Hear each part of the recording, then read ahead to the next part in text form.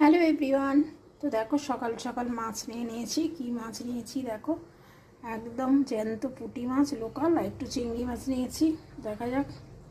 তো দেখো তো মাছগুলো ভালো কি না। এই দেখো, পুঁটি মাছ খেতে আমার খুবই ভালো লাগে। আর ছোটো মাছ খাওয়া তো খুবই ভালো, উপকার। ছোট ছোট মাছ আমি খুব ভালোবাসি। ছোটো মাছ বড় মাছের থেকে ছোটো মাছ বেশি আমার ভালো লাগে।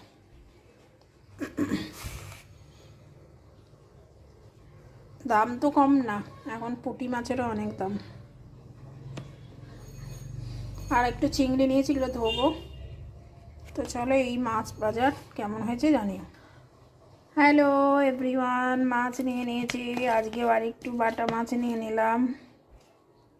এই যে জ্যান্ত বাটা।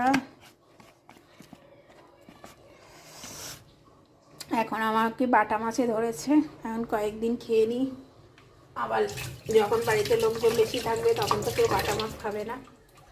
বাটা মাছ একমাত্র আমিই খাই।